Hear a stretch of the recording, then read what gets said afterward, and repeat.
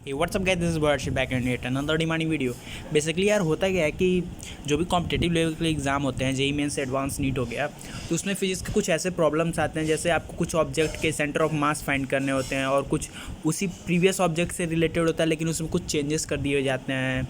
जैसे कि आपका सॉलिड स्फीयर आ जाता है, सेमी सॉलिड स्फीयर हो जाता है, सर्कुलर रिंग हो जाए, सेमी सर्कुलर प्लेट हो जाए, ट्रायंगुलर प्लेट हो जाए, ये सब जितने भी होते हैं उनके सेंटर ऑफ मास फाइंड करने को डायरेक्टली क्वेश्चन आ जाते हैं।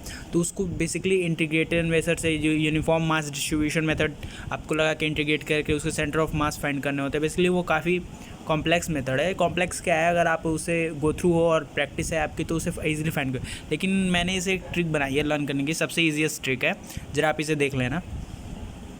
आपको क्या याद रखना है, mnemonics, cinema time, Hrithik Roshan, Sridevi, ये आप देख सकते हो। CTHR आपको सबका फर्स्ट लेटर ले लेना है। उसके बाद से देखिए, C से सिनेमा, ठीक है, और सिनेमा से C for solid cone, C for cone, उसका क्या होता है H/4, ठीक है। ऐसे आपको सबका लर्न हो जाएगा इजली। तो आपको करना क्या है, सारे सबके कैपिटल लेटर्स नीचे लिख लेना है, ठीक है। उसके बाद आपको यहाँ पे देखिएगा, आपको यहाँ पे 2 3 4 4 3 2 ऐसे लिख सकते हो ना, 2 3 4 4 3 2 ऐसे आप लिख लो, ठीक है। उसके बाद आपको क्या करना है, जहाँ से 2 3 4 स्टार्टिंग किए थे उसके नीचे पाई 8 3 पाई लिख लेना है। उसके बाद आपका काम इजी। उसके बाद सब में आर आर ऐड कर देना है, आर आर आर, ठीक है। और इसको पाई 8 और 3 पाई ऐसे ही छोड़ देना है, नीचे से लगाना है डिनोमिनेटर में, और फिर आपको सब में आर आर ऐड कर देना है ऊपर वाले में। बेसिकली मैंने यहाँ पे एच एस इसलिए ऐड किया है क्योंकि ये कोन है, कोन की तो कोई ऐसे रेडियस हो नहीं सकती है, उसकी हाइट ऐसे लेंगे, ठीक है। वैसे रेडियस होती है, लेकिन अगर आपको उसका सेंटर ऑफ मास में जाना है तो आपको उसके वाई डायरेक्शन में जाना होगा, और वाई डायरेक्शन में बेसिकली आर के थ्रू तो आप जाओगे नहीं, हाइट के ही थ्रू जाओगे।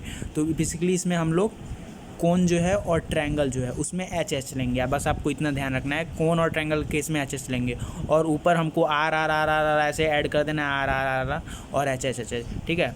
तो बेसिकली ये क्या डिनोट करते हैं, जरा अभी ये भी एक बार देख लो आप लोग।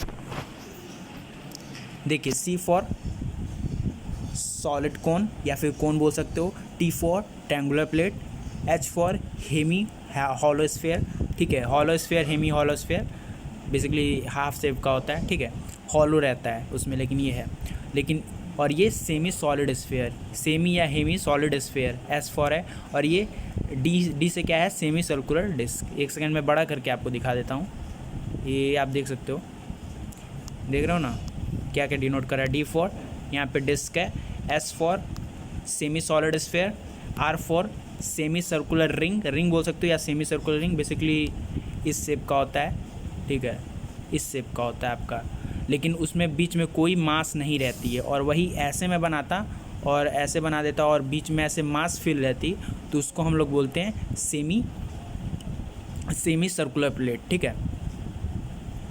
तो ट्रिक बस इतना ही। Thank you very much, thanks.